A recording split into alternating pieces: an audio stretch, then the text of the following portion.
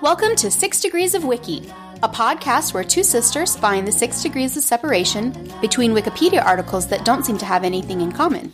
I'm Rosanna. And I'm Nikki.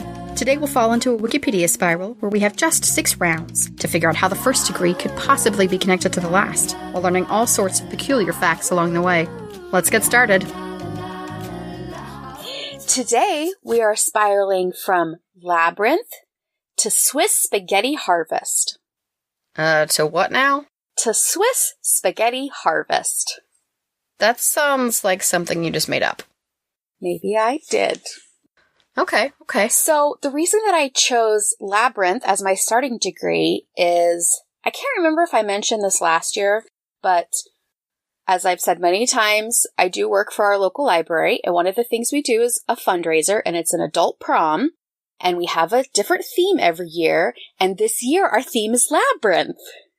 So I decided I wanted to read more about it. Now at this prom, do you dance, magic dance?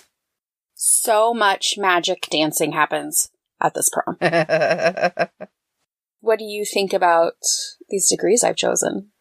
I still don't believe that one exists. Okay.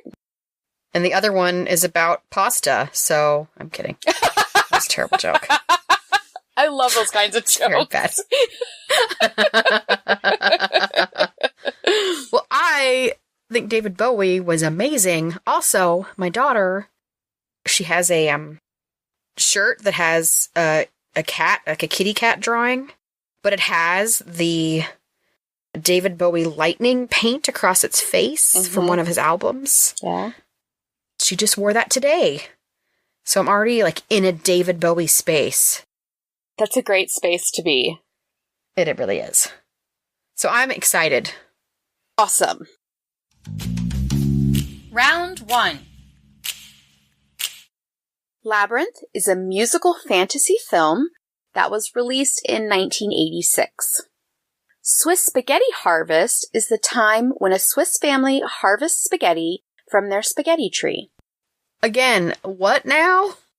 I'm not going to say it again. This is not a real thing. It's not a real thing. You can't trick me. It's a real article. Do you see anything that these 2 degrees have in common? I definitely do. Okay. So, as everyone knows, labyrinths are like mazes, and they're all wiggly. And spaghetti is like the wiggliest pasta. Therefore, I'm pretty sure wiggly is one of the degrees somewhere in there. Okay, yeah. Just wiggles in general. That seems reasonable. Yeah, okay. I also know that labyrinths are different from mazes, because mazes have a beginning and an end, very specific separate places, and labyrinths are all about getting you to the middle of the labyrinth. Yes. So let's talk about movie Labyrinth. So I'm going to give a brief synopsis of the movie. Now, this movie did come out in 1986. If you haven't seen it, there will be some spoilers. Also, if you haven't seen it, you should see it, because it's amazing. It's like a thing that you have to see if you want to understand pop culture references, right? It's just... Yes, there's so many. Part of our culture. So, here's the plot. Teenager Sarah decides that her baby brother Toby is ruining her life, and she wishes that the Goblin King would take him away, which the Goblin King does. Then Sarah realizes that Toby actually has been taken, and she freaks out. So then Jareth, the Goblin King, brings Sarah to his kingdom and tells her she has 13 hours to get to the center of his labyrinth, or Toby will be turned into a goblin. She meets several different strange creatures and animals along her way, some of them resembling the toys she had as a child. They're puppets. At one point, she's given the sleeping potion, and she dreams of dancing with the Goblin King Jareth at a masquerade ball. He professes his love to her, but then she realizes what's happening, and she wakes up. Then she keeps going on her journey. Eventually, she gets to the center of the labyrinth, where Jareth and the goblins and Toby are. Then there's this whole scene of the Escher staircases where she's trying to get to the baby, and she turns and it's a different staircase, and she can't get to him. Then Jareth goes into this monologue just begging her to love him, He promises her she can have anything she wants, but she realizes all she really wants is just to go home with her brother. So as I said, the movie was released in 1986. It was directed by Jim Henson and executive produced by George Lucas. It starred Jennifer Connelly as Sarah and David Bowie as Jareth, the Goblin King. And Jennifer Connelly was so young. Yeah, the character's 15, and I don't know that she was that much older than that. Pretty much the whole rest of the cast is puppets. Yeah. The conceptual designs were done by Brian Froud. He and Henson started talking about the idea for Labyrinth after a screening of The Dark Crystal. Oh. The first script was written by Terry Jones of Monty Python. Okay. And he used the concept sketches by Froud for inspiration for the script. Then several other screenwriters also tweaked it before it was finalized, but Jones has the film's sole screenwriting credit. It had a budget of $25 million. It performed poorly at the box office. It grossed just under $13 million. But not long after that, it started getting more popular, but after it was out of theaters, so it just turned into this cult classic, as movies do. Yeah. It was the last movie Jim Henson directed before his death in 1990, and he died before it started to get popular, so he thought it was a flop, and it was the last movie he directed, so he was really disappointed. Yeah. A 4-volume comics sequel was published from 2006 to 2010 by Tokyo Pop. Then in January of 2016, a reboot was announced. However, the screenwriter of that, Nicole Perlman, said it was more like a spin-off, but in the same fictional universe. Then October of last year, director Fede Alvarez confirmed that the script was complete.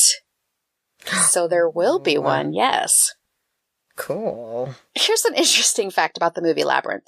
Baby Toby was played by Toby Froud, who was the son of the concept designer that I mentioned, Brian Froud, and his mother's Wendy Froud, who was a sculptor and a puppet maker. She's best known for being part of the team that created Yoda. Oh, wow. Yeah. That's cool. And Toby has followed in his parents' footsteps, and he now works as a puppeteer. It's like puppeteer royalty. Round 2. Okay, Nikki, what do you think the next degree is? I wrote down 2 things, and I can't see where either one could quite go. Okay. I wrote down Jim Henson. He seems an obvious way to continue this. But also Monty Python, just because it's kind of weird. And so is this supposed spaghetti harvest. Okay. Also, my husband Ed has been watching Monty Python a lot lately. Oh. That's weird. It's hard to decide which way to go, but I'm gonna go with Jim Henson. Okay. I don't feel confident about that. Your guess of Jim Henson is correct. Oh my gosh, I started out with one right! That is really weird, but I am very happy. I'm really glad I didn't go with Monty Python. Me too. I hate Monty Python. I've tried watching some of their stuff. I just can't do it. I can't get into it. It's just not funny to me. People listening are offended because people love Monty Python, but I just can't. Let's talk about Jim Henson. Yes. Jim Henson was an American artist, a cartoonist, a puppeteer, an inventor, and a filmmaker. He was born in Mississippi in 1936, and he grew up there and in Maryland. And he's best known for creating The Muppets and Fraggle Rock. Oh, Fraggle Rock. He started creating puppets while he was still in high school and worked for a Saturday morning children's show. Then when he was a freshman at the University of Maryland, he started a live-action puppet show called Sam and Friends, and that was in 1955. The show was taped and aired as a local series in Washington, D.C. until 1961. The characters he created for that show were the forerunners of the Muppets, and it included a prototype of his most famous character, Kermit the Frog. Aww. This was also where Henson met his wife, Jane Nebel, who was also a puppeteer. He graduated with a degree in home economics, and he founded Muppets, Inc. in 1958, which then became the Jim Henson Company. I didn't know you could get a degree in home economics. I did not either. So he started to become more well-known in 1969 when he joined Sesame Street, where he continued to develop his characters. He experimented and he created new techniques. And some of the techniques were like, he started using rods to move the Muppets' arms instead of like string like a puppet because it gave him more control. He also used foam rubber for their bodies instead of the wood that puppets were made out of. And it just gave them a more realistic feel. And then in 1976, he started producing The Muppet Show. And he ended up working on Sesame Street for more than 20 years. So his work has included the Muppet movies. Besides, Sesame Street, they also did movies, and Labyrinth and The Dark Crystal. And while working on these projects, he also helped with other creators' projects, like the creation of Yoda for The Empire Strikes Back. He was part of that process too. In 1989, he started negotiations to sell his company to the Walt Disney Company for almost $150 million because he wanted to spend more time on the creative side of the work and let somebody else handle the business side.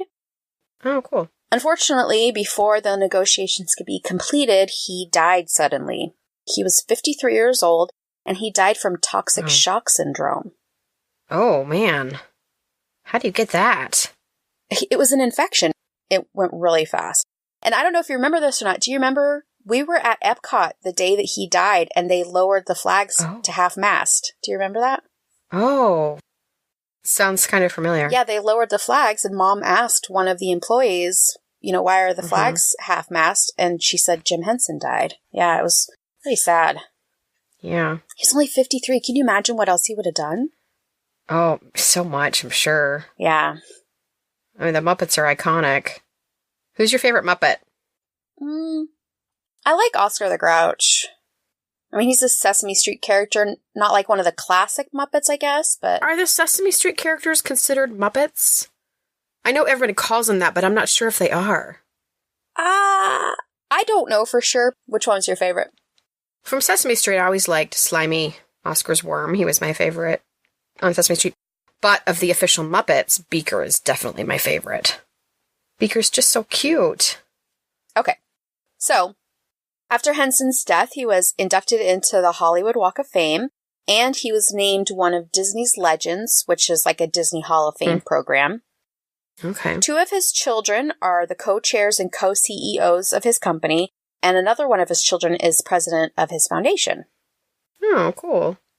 I love this interesting fact about Jim Henson so much because I didn't know it, but then once I read it, I was like, of course. So, this is Jim Henson as a boss.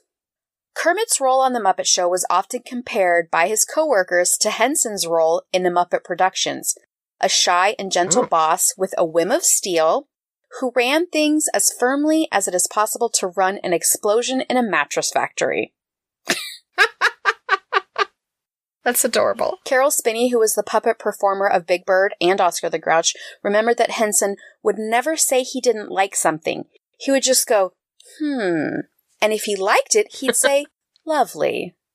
Aww. Henson himself recognized Kermit as his alter ego. Though he thought that Kermit was bolder than he once said of the character, he can say things that I hold back. Aww. Does he just sound like the greatest guy? Yeah. Just sweet and charming and benevolent. Yeah, I think it's really sad that he died so young, because he seemed like he was a really cool person. Round 3. All right, Nikki. What's the next degree? I thought Kermit the Frog, maybe. Okay. But you also said Fraggle Rock. And I just remember loving Fraggle Rock when I was a kid. Classic. And it's one of those I always hoped they'd reboot, and I don't think they have. Also, Fraggle Rock always seemed, I don't know why, but slightly European. Oh. And I'm trying to get to Switzerland somehow. Yeah. I don't know why it seems slightly European. So, Fraggle For no other reason than that tangential one that doesn't even really make sense, I'm going with Fraggle Rock. Awesome. Okay. Your guess of Fraggle Rock is incorrect. I'm sorry. What is it? The next degree is Kermit the Frog. What? No! No! Yes! Man, I talked myself out of it. I didn't even have to talk. I just talked myself into Fraggle Rock. That's ridiculous. All right. Would you like to hear about Kermit the Frog? I would. Okay. Kermit the Frog is one of the Muppets. He's an anthropomorphic frog and Jim Henson's most famous character. As I mentioned in the last article, he was introduced in 1955 on the Sam and Friends show, and this is so adorable. His prototype was created from a spring coat that belonged to Henson's mother and 2 ping-pong ball halves for eyes. Eventually, they added his collar to make him seem more like a frog than a lizard, and also to conceal the seam between his head and his body. Makes sense. Kermit has appeared in The Muppets and Sesame Street, plus a bunch of other TV series, movies, TV specials, and public service announcements. And, as I mentioned, his personality is very similar to Henson's was, and he was usually playing the straight man in most of his scenes with his other sillier cohorts. Over some of the movies that he was in, they've sort of pieced together a biography of Kermit the Frog. Oh. And it includes these details. Oh, okay. He was born in a swamp with 2,535 of his siblings. Wow. He was the first to leave home and one of the first frogs to ever talk to humans. Oh. He met a 12-year-old Henson on his travels. He went back home, but then he was discovered by a talent agent who sent him to Hollywood. Along the way, he meets the rest of the Muppets, including his best friend Fozzie Bear. He had a very long romantic relationship with Miss Piggy, but that ended in 2015. And then he started dating a new pig named Denise, but that only lasted 6 months. Currently single? I don't know. The article didn't specify. Why does he only date pigs? I don't know. I mean, he has a type. He has a star on the Walk of Fame. Kermit the Frog does. Oh. Which is funny because Jim Henson also has a star on the Walk of Fame. So Jim Henson actually has 2 stars on the Hollywood Walk of Fame. Yeah. Some of Kermit's memes include where he's holding the teacup, but that's none of my business. Uh-huh. There's also a meme of him talking to a hooded version of himself. Yep, I love that one so much. That's a good one. Kermit the Frog also had 2 hit singles, Being Green in 1970 and The Rainbow Connection in 1979. I love that song. He was performed by Jim Henson until Henson died. Then Stephen Whitmire performed him until he was fired in 2016. Apparently he was hard to get along with. And he is currently being voiced by Matt Vogel. Here's an interesting fact about Kermit the Frog. He is credited as the author of a book called Before You Leap, A Frog's Eye View of Life's Greatest Lessons, which is an autobiography told from his perspective. Aww. Autobiography is in quotation marks. Round 4. All right, Nikki. We're like halfway there. What do you think the next degree is? I only wrote down one thing, so it's going to have to be that. All right. And that is meme. Meme. I choose that because I feel like the whole Swiss spaghetti harvest thing must have come somewhere from something ridiculous, like a meme. A Swiss spaghetti harvest meme. Okay. That's what I've got. Your guess of meme is incorrect. The next degree is straight man. A straight man is a stock character in comedy. The straight man remains composed while his partner acts crazy or silly. He's the foil. A foil. Yes, he has a foil. The comedy from the straight man usually comes in the form of deadpan, which is one of my favorite types of humor. Oh, yeah, mine too. I have to say that our show is basically just deadpan, sarcasm, and dad jokes. Yeah. Most of the time. I agree with your assessment of our show.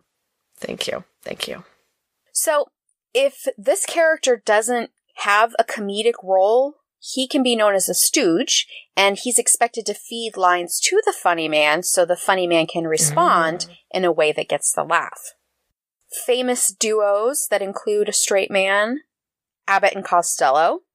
Bud Abbott was the straight man and Lou Costello was the funny man. Another famous team, Dean Martin and Jerry Lewis. I bet you can just guess which one was the straight man, which one was the funny man. Probably. These types of character pairings are used in a lot of different ways. Sketch comedies, sitcoms, theatrical performances like plays, and even like magic shows like Penn and Teller. Here's an interesting fact about the straight man. In vaudeville, effective straight men were actually less common than the comedians. And their names appeared first in the billing, and they received more cut of the payment because it helped ensure the straight man's loyalty, and it made it easier for them to not be the one getting the laugh. Interesting. I like that. Round 5.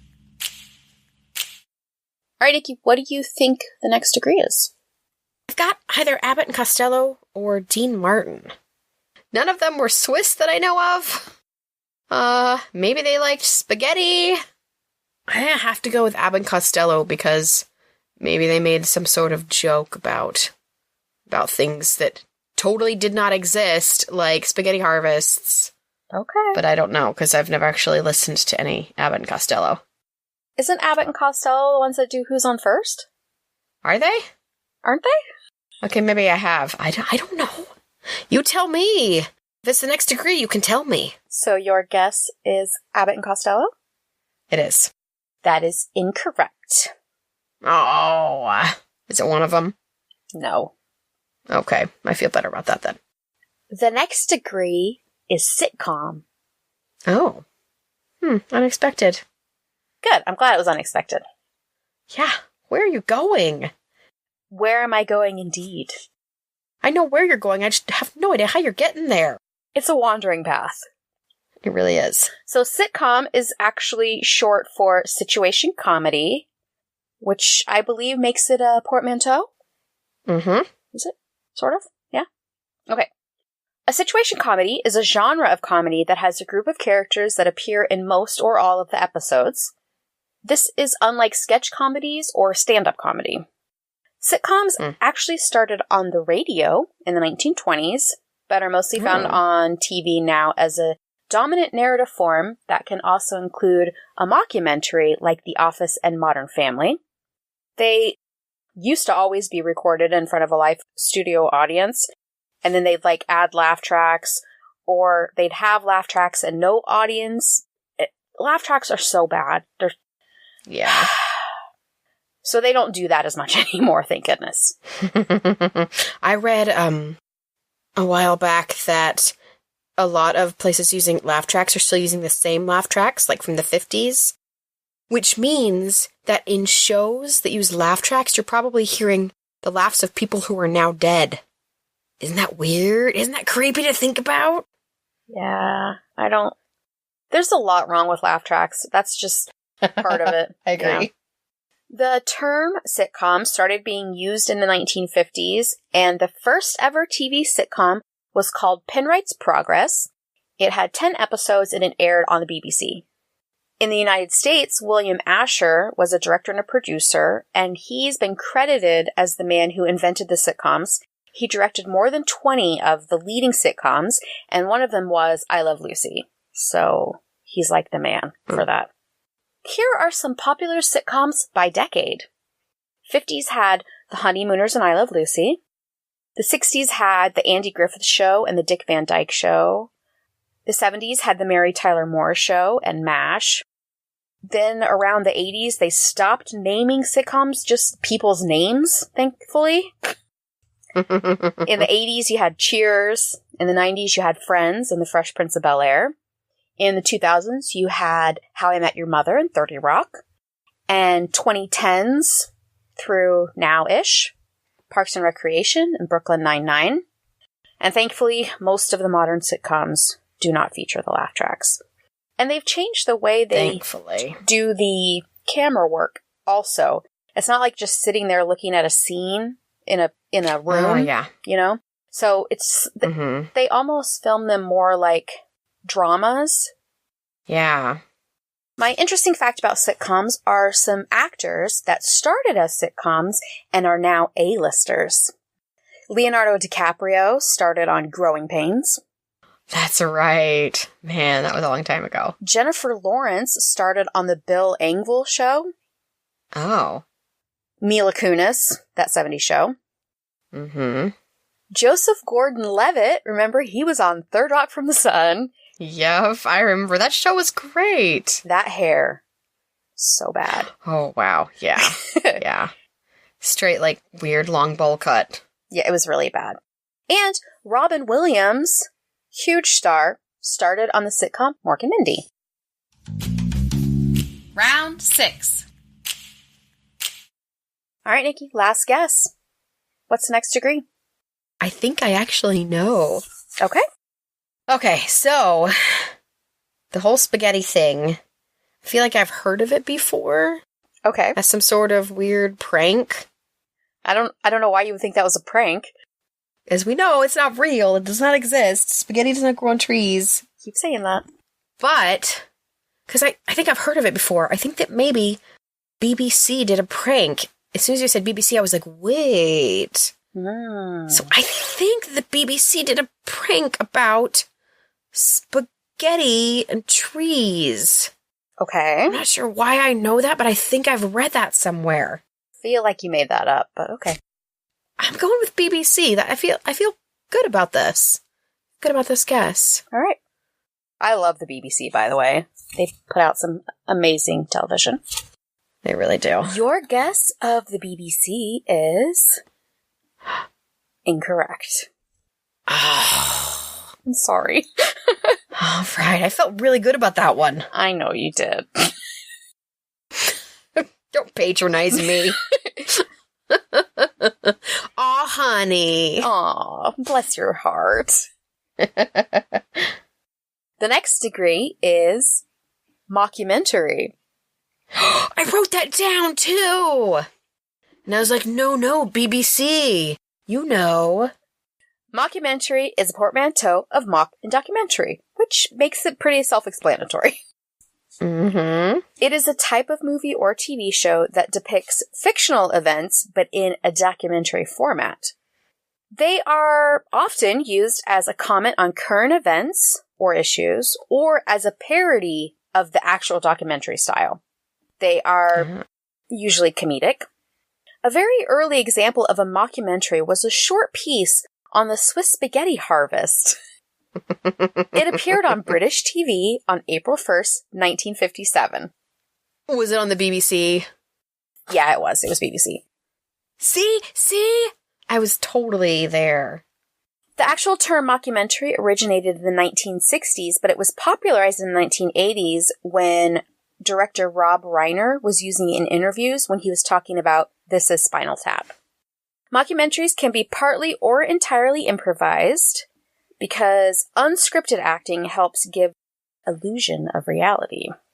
Some other examples: The War of the Worlds, the 1938 radio broadcast, various April Fool's Day news reports, A Hard Day's Night in 1964, which was about the Beatles, and What We Do in the Shadows, the movie from 2014. I love that movie. It is so funny. My interesting fact about a mockumentary is just different kinds of similar things. So, There's something called a pseudo-documentary, which is the dramatic equivalent of a mockumentary. So it's not supposed to be funny, but it's also not real. A docudrama is a fictional recreation of actual events. And docufiction is a documentary that has been contaminated with fictional elements. So, the Swiss spaghetti harvest. I will say that is what it's called in the mockumentary article. However, when you click on the link, it takes you to an article called The Swiss Spaghetti Hoax. But I couldn't use that title, obviously. Mm-hmm. So here's the story. April 1st, 1957, the BBC current affairs program called Panorama aired a 3-minute It was the BBC. Yes. Aired a 3-minute broadcast showing a family in South Switzerland harvesting spaghetti from their family spaghetti tree. The family had gathered a bumper harvest after a mild winter and hardly any spaghetti weevils. The broadcast also included discussion on the breeding necessary to produce the perfect length of spaghetti. So at the time, spaghetti wasn't very popular in the UK, so not everybody knew it was made from wheat and flour and water. It was considered sort of exotic by many people in Britain. It's weird to think of spaghetti as exotic. After the broadcast, many viewers contacted the BBC for advice on growing their own spaghetti trees. Aww. This is what they told them. Place a sprig of spaghetti in a tin of tomato sauce and hope for the best. Sprig. Decades later, CNN called this broadcast the biggest hoax any reputable news establishment had ever pulled. Nice. There was this cameraman working for BBC named Charles de Jager, and he thought of the idea after teachers in his school in Austria were teasing some of the kids, saying that they were so gullible that if someone told them spaghetti grew on trees, they would believe it. So then his brain started turning. He had this idea. He told the editor, Michael Peacock, the idea, and Peacock gave him £100 and said, go make it. So he did. Here's my interesting fact about the Swiss spaghetti harvest. Respected broadcaster Richard Dembly loved the idea and was very happy to do the voiceover work for it. And his reputation helped sell the authenticity of the story. Yeah. And that's all 6 degrees. We went from Labyrinth to Jim Henson to Kermit the Frog to Straight Man to Sitcom to Mockumentary to the Swiss spaghetti harvest. Nikki, what did you think of the spiral? I think I was robbed in this spiral. I feel like I should have gotten 3 and I only got 1. But considering my track record, I will take that 1. Be happy about it. I just feel like you only have yourself to blame. I know. Hey, that BBC was good though, and it turned out to be totally... That was a good guess. It was wrong, but it was a good guess.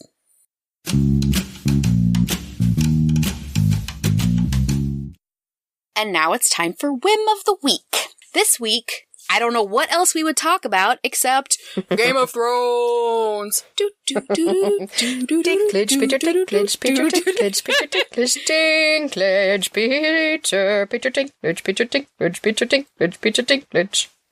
That's the best song ever. It plays in my head whenever I hear the theme music. I know, me too.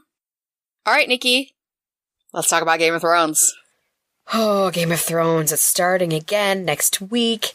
Roseanne and I have been waiting to find out what happens. We're so excited. It's the very last season. Listeners, if you have not seen the previous seasons, there are probably going to be some spoilers right now. Not probably. Okay, definitely spoilers. Because we are going to make some predictions. We are. Let's start with the one I care most about. Okay. Rosanna? Yes. Who were Arya and Sansa going to end up with? End up with? Yep. I feel like Sansa might not end up with anyone. Okay. Because she's had a real rough go of it. And I think that she's in a place where she feels really good about her own strength. And she might not be willing to give that up to be in a relationship. Arya. I mean, I know everybody wants Arya and Gendry to end up together. And I'm not opposed to it.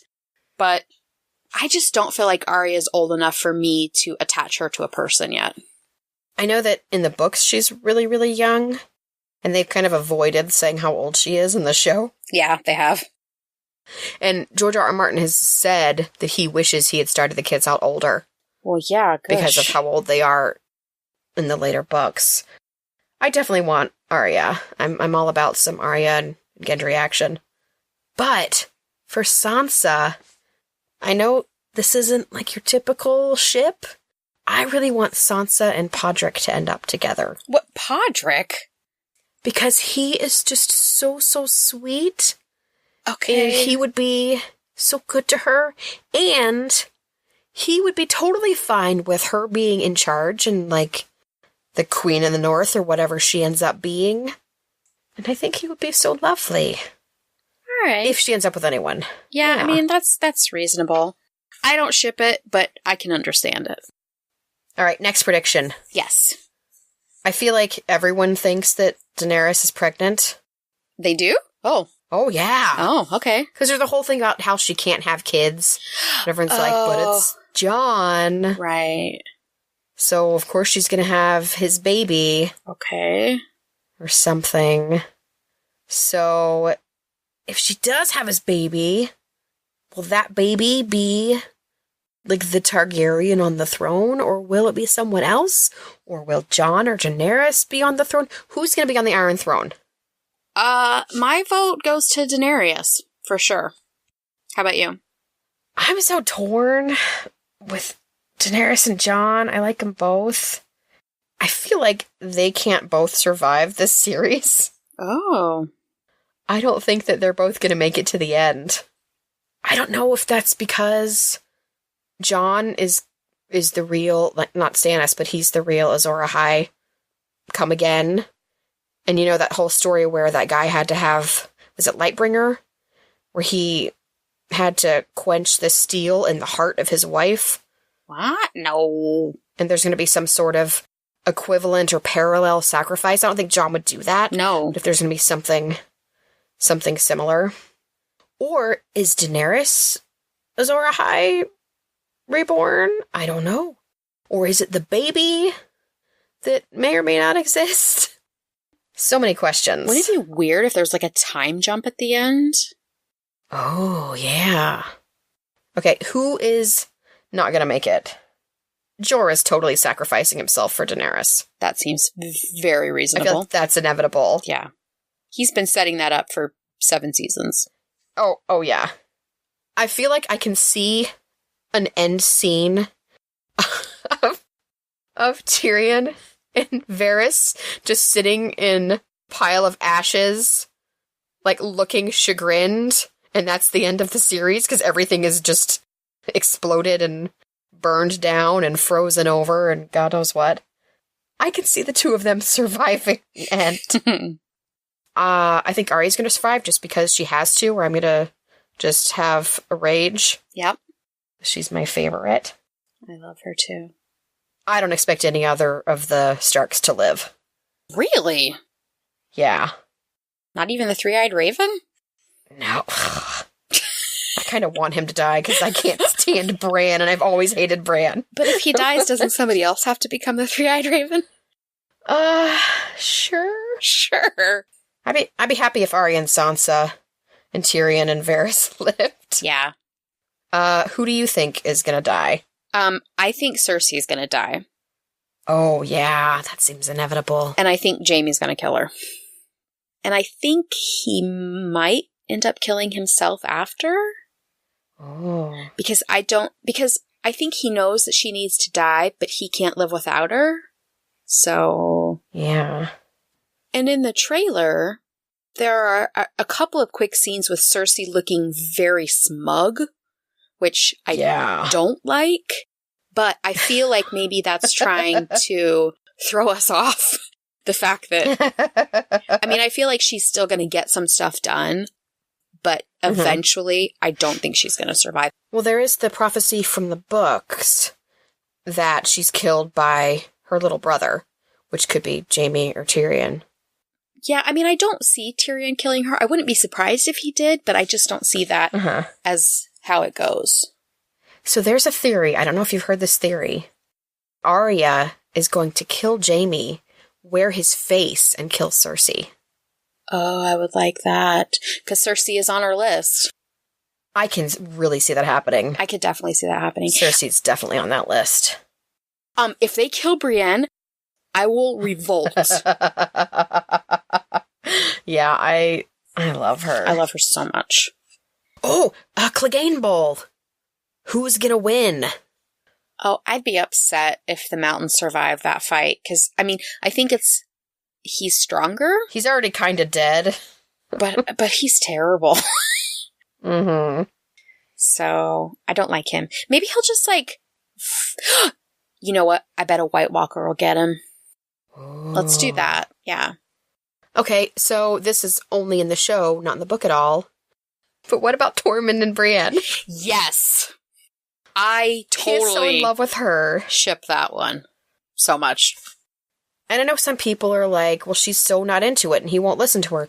But I don't think it's necessarily that. I think that she has been so traumatized by being treated horribly by men that she doesn't believe that he's actually genuinely interested. I think, too, it's reasonable to take out the part about her being a woman and him being a man and her being traumatized. She is busy right now. She has stuff going on that she is dealing with, that she is focusing on. She made pledges. She's holding herself to them. Yep. She doesn't have time for a romance, you know? Yeah. Okay, so, big question. Yeah.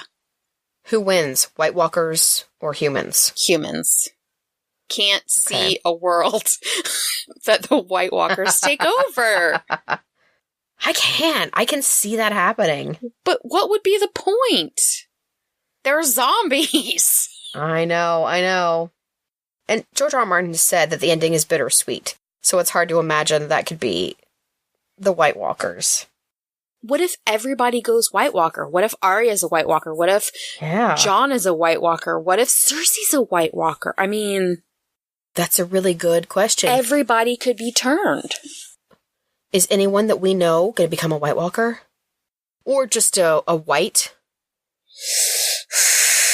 Could they? I don't want any of the people I like to be. I also don't want anybody I don't like to be. You know who I forgot until now? Theon and Yara. What about them? You know what? Theon could be a White Walker. I'm okay with that. I'm okay with that too. I don't really care about Yara. I don't either. I guess I should also ask, who is going to ride Rhaegal? I mean, I feel like it's going to be Jon, but I don't know. I think it's reasonable to guess that Jon is going to end up on a dragon, but it's hard to imagine any dragon letting anybody except Daenerys ride him. Well, Drogon did let him pet him when they were at Dragonstone. I guess another big question is, what is the timeline of the season? How long does the season that's last? A good question. Is it 3 weeks? Is it 3 months? Is it 30 years? We don't know how much time there is for things to happen. I think there are a lot of questions. I think if you take every single thing that you and I guessed, we'll get at least one right each. I hope so. And it better be that Arya and Brienne live. And Cersei's got to go. So listeners, we want to hear your predictions too, even though we know we're going to start finding out which ones are true in a week. We are very excited about it. Oh, it's going to be so good.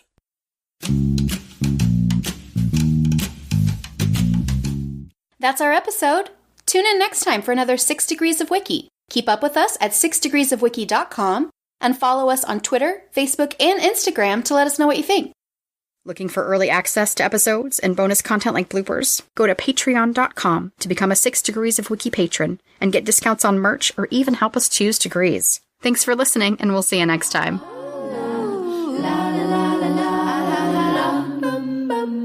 da da da da da da.